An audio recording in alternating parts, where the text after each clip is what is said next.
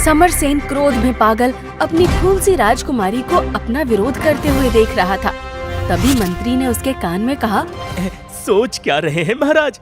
उस दुष्ट लकड़हारे और अपनी नालायक पुत्री को मौत के रेगिस्तान में भेज दीजिए। इस उदंडता को देखते हुए तत्काल राजकुमारी नयनतारा और दुष्ट लकड़हारे देवनाथ को मरघट भूमि मौत के रेगिस्तान की ओर देश निकाला दिया जाता है।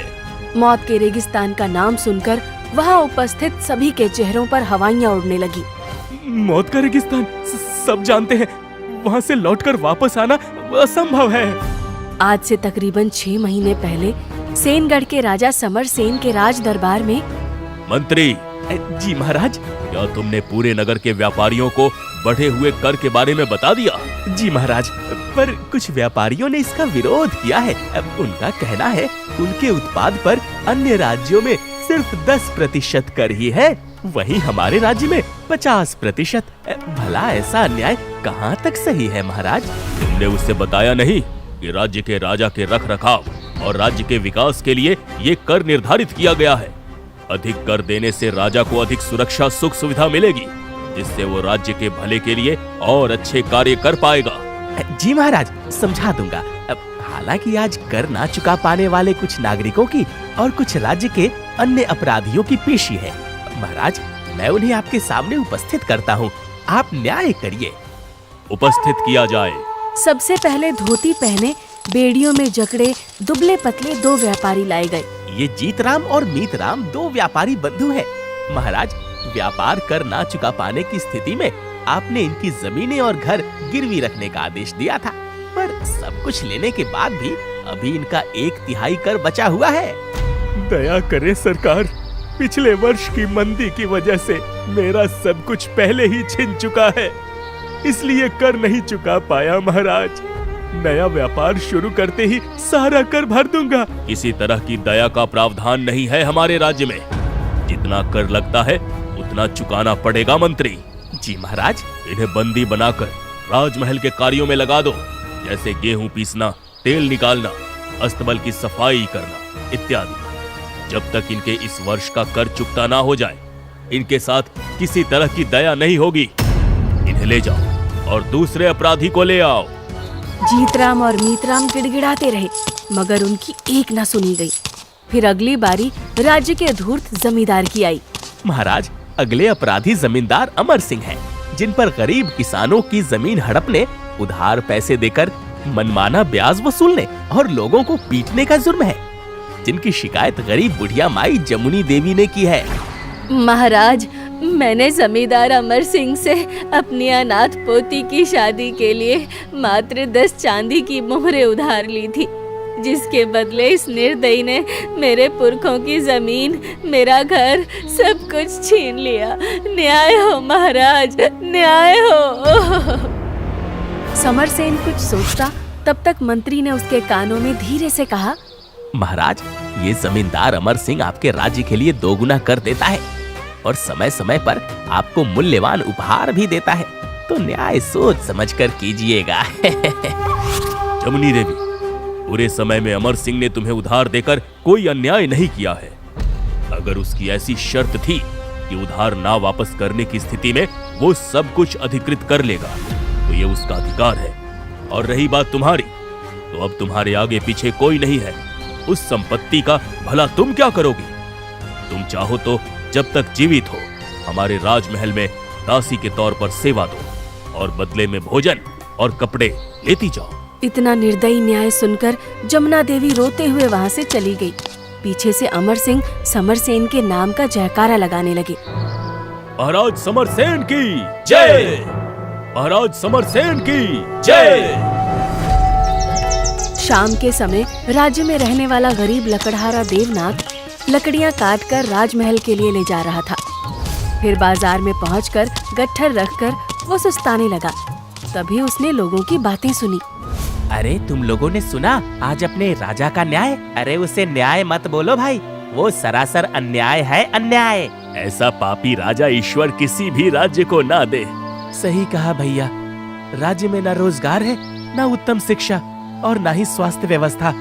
हर तरफ अपराध, घुसखोरी है। ये सब तो है ही, साथ ही साथ नगर कितना गंदा पड़ा है। राजा को प्रजा की कोई चिंता ही नहीं है। समय पर 2 गुना कर चुकाओ ताकि राजा दूसरे राज्य के राजा को बुलाकर महल में आलीशान भोज और भोग विलास करा सके। किसी भी वस्तु का उचित मूल्य नहीं है यहाँ। अब अपने देवनाथ को ही देख लो, बेचारा सारा दिन धूप में ईमानदारी से लकड़ियाँ काटता है। जहाँ दूसरे राज्य में इन लकड़ियों का मूल्य 5 मोहरों से ऊपर है, वहीं अपना राजा इसे सिर्फ 2 मोहरे देता है। भला इतने में तेरा क्या ही जीवन चलता होगा देवनाथ? तू भी क्यों ना हमारी तरह चोरी से दूसरे राज्य में अपना माल बेचा कर। अरे नहीं भाइयों, मुझसे ये बेईमानी नहीं होती। आप सभी को तो पता है ना, देने वाला केवल ईश्वर है। वो जितने में खुश रखना चाहे खुश रखे। अगर इन लकड़ियों का मूल्य मेरे भाग्य में 2 पैसे ही लिखा है तो मुझे मंजूर है, पर ईमानदारी छोड़ना मुझे बिल्कुल भी मंजूर नहीं। इतना बोलकर देवनाथ अपनी लकड़ियां उठाता हुआ वहां से चला गया। इधर राजमहल में पहुंचते ही समरसेन ने देवनाथ को देख लिया और अपने पास बुलाया।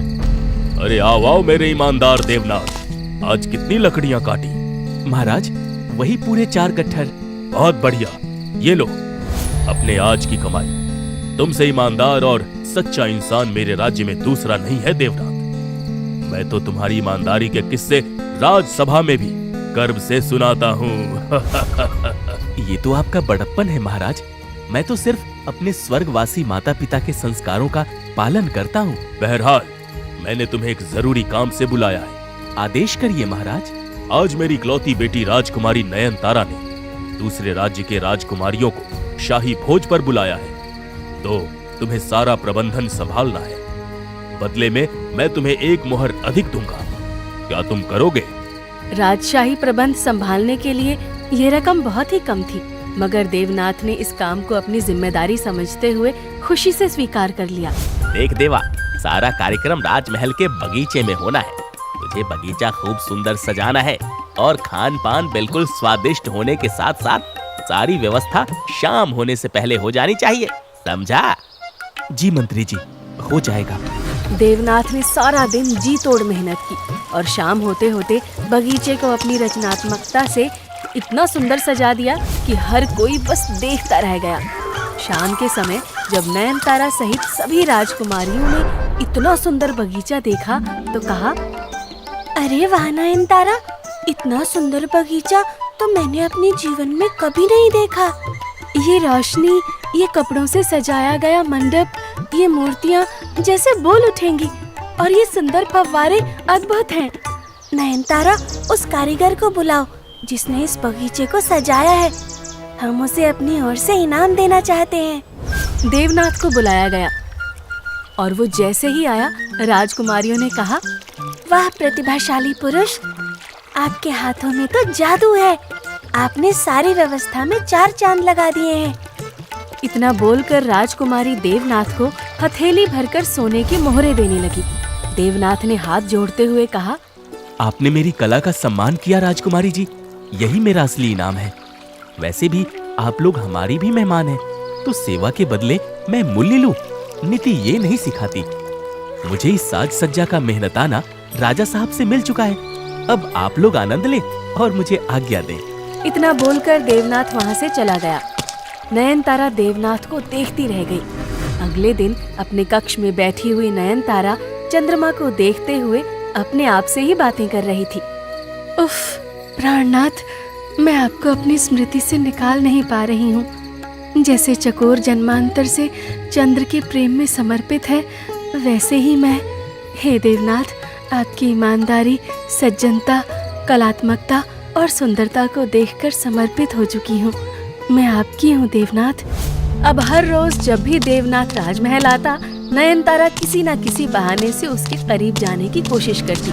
महीनों गुजर गए। फिर एक दिन नयनतारा ने जाते हुए देवनाथ का रास्ता रोकते हुए कहा, बहुत हुआ, क्या आपको मेरा निश्चल प्रेम दिखाई नहीं देता? यदि आपने मेरे प्रेम को ठुकराया नाथ, तो मैं विष खाकर अपना जीवन समाप्त कर लूंगी। मैं समझता हूँ राजकुमारी जी कि आप मुझसे प्रेम करती हैं, परंतु आप एक राजकुमारी और मैं एक गरीब लकड़हारा, भला हम दोनों का क्या मेल? तभी मंत्री, जो कि ये सब छिपकर सुन रहा था, उसने सामने आते हुए कहा, मुझे पहले से ही शक था कि तू 2 कौड़ी का लकड़हारा कभी न कभी अपनी जात दिखाएगा। मैंने पहले ही राजा साहब से इस गुपचुप मिलन के बारे में बताया था, मगर आज रंगे हाथों पकड़ लिया। अब चल मेरे साथ, नमक हराम। मंत्री देवनाथ को धक्के देते हुए समरसेन के सामने लेकर पहुंचा और बोला, मेरा शक सही था महाराज, ये सच में राजकुमारी जी को अपनी चिकनी चुपड़ी बातों में फंसाकर उनका फायदा उठाना चाहता था। ये झूठ है पिताजी, इन्होंने मुझे अपनी बातों में कभी नहीं फंसाया, बल्कि मैं स्वयं इनसे प्रेम करती हूँ और विवाह करना चाहती हूँ। इस धूर्त लकड़हारे ने सचमुच मेरी बेटी को अपने वश में कर लिया है। इसे 100 कोड़े मारे जाएं, फिर अनिश्चित काल तक सश्रम कारावास में रखा जाए। देवनाथ पर निर्दयता से कोड़े बरसाए गए और उसे घसीटते हुए कारावास में डाल दिया गया। कई महीने गुजर गए। देवनाथ को कारावास में भूखा प्यासा रखा जाता और कठोर यातनाओं के साथ मेहनत करवाई जाती। जेल में देवनाथ को खाना पानी सही से नहीं दिया जा रहा था, कोड़े मारे जा रहे थे और कोल्हू में बैल की जगह मेहनत करवाई जा रही थी। वो कमजोर हो गया था और उसकी दाढ़ी और बाल बढ़ गए थे। इतना अत्याचार देखकर राजकुमारी नयनतारा ने अपने पिता के ही विरुद्ध विद्रोह कर दिया। नयनतारा दरबार में पहुंचकर भरी सभा में क्रोध में रोते हुए अपने पिता को तलवार दिखाते हुए धमकी देने लगती है। भूलिए मत पिताश्री, मेरे शरीर में भी एक योद्धा का खून दौड़ता है। यदि आज आपने मेरे प्राणनाथ को मुक्त नहीं किया तो ये नयनतारा नरसंहार पर उतारू हो जाएगी। समरसेन चौंक पड़ा, उसे इसका हल ही नहीं सूझ रहा था। फिर मंत्री ने उसके कान में धीरे से कुछ कहा। मत भूलिए महाराज, चाणक्य ने कहा है, जो औलाद दुर्बुद्धि निकल जाए और अपने राज्य का ही अहित सोचने लगे, उसके साथ किसी भी तरह की दयालुता नहीं दिखानी चाहिए।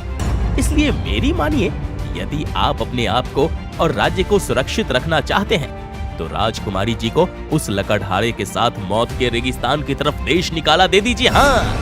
पहले तो समरसेन ऐसा करने से हिचकिचाया, मगर मंत्री के दबाव में आकर उसने ये फैसला दे दिया। इस उदंडता को देखते हुए तत्काल राजकुमारी नयनतारा और दुष्ट लकड़हारे देवनाथ को मरकट भूमि मौत के रेगिस्तान की ओर देश निकाला दिया जाता है।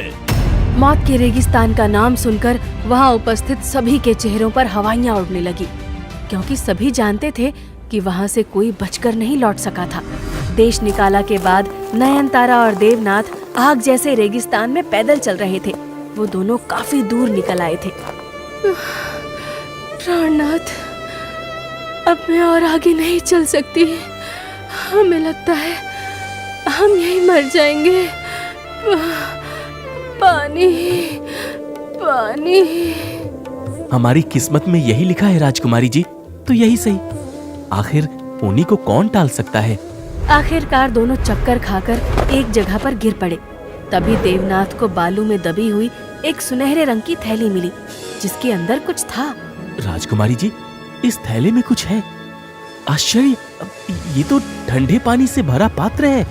देवनाथ ने जितनी बार उस थैले में हाथ डाला उतनी बार पानी का पात्र मिला। दोनों ने पेट भर पानी पिया। फिर, देखिए जी, क्या इसमें कुछ खाने की भी वस्तु है? देवनाथ ने जैसे ही थैले में हाथ डाला, उसमें से शाही पकवान निकलने लगे। दोनों ने अपना पेट भरा। फिर नयनतारा ने कहा, अरे वाह, हे प्राणनाथ, ये चमत्कारी थैली हमें ईश्वर ने आशीर्वाद के रूप में दी है। क्यों ना हम इससे इस वीराने में अपना स्वयं का राज्य बनाए। नहीं नयनतारा, ये मौत का रेगिस्तान भी समरगढ़ की सीमा में आता है और इस क्षेत्र के राजा भी हमारे राजा समरसेन ही है। और राज्य की सीमा में मिले किसी भी तरह के धन पर सिर्फ और सिर्फ राजा का अधिकार होता है। हमें ये थैली राजा साहब को सौंपनी होगी। देवनाथ की ऐसी बातें सुनकर नयनतारा भाव विभोर होते हुए बोली, आप धन्य है प्राणनाथ, ऐसी ईमानदारी दुर्लभ ही देखने को मिलती है। आपकी धर्मनिष्ठा को देखकर मुझे गर्व होता है कि जीवन साथी के तौर पर आपको चुनकर मैंने कोई अन्याय नहीं किया। दोनों मुस्कुराते हैं और दोबारा अपने राज्य की ओर लौट पड़ते हैं। इधर शाम के समय समरसेन अपने शयन कक्ष में चिंतित टहल रहा था। उसे अपने निर्णय पर बहुत दुख हो रहा था। तभी वहाँ नयनतारा देवनाथ के साथ प्रवेश करती है, जिसे देखकर समरसेन ने नयनतारा को रोते हुए गले लगा लिया। मुझे माफ कर दो मेरी राजदुलारी, मैं उस धूर्त मंत्री के बहकावे में आ गया था। मुझे प्रजा पर, तुम पर और देवनाथ पर किए अत्याचार का बहुत पछतावा है। कोई बात नहीं पिताश्री, यदि सुबह का भूला शाम को घर वापस आ जाए तो उसे भूला नहीं कहते। फिलहाल देखिए मैं और प्राणनाथ आपके लिए क्या उपहार लाए हैं। महाराज, हम सिर्फ आपको ये उपहार देने आए थे, फिर हम दोबारा मौत के रेगिस्तान में लौटने वाले थे। फिर नयनतारा ने समरसेन से उस जादुई थैली और देवनाथ की ईमानदारी का पूरा किस्सा कह सुनाया, जिसके बाद समरसेन ने अपनी बेटी का हाथ देवनाथ के हाथ पर रखते हुए कहा, देवनाथ, तुम धन्य हो। मुझे बहुत पहले एक ज्योतिषी ने बताया था कि तुम्हारे राज्य की सबसे दुर्लभ और कीमती वस्तु जिस नौजवान के हाथ लगेगी तुम उससे ही अपनी बेटी ब्याहना। इसलिए मैंने फैसला किया है कि मेरी बेटी का हाथ और इस राज्य का कार्यभार मैं तुम्हें सौंपकर तीर्थ यात्रा पर निकल जाऊंगा। मैंने उस धूर्त मंत्री और चाटुकार दरबारियों को भी निकाल दिया है। अब ये राज्य तुम्हारा है।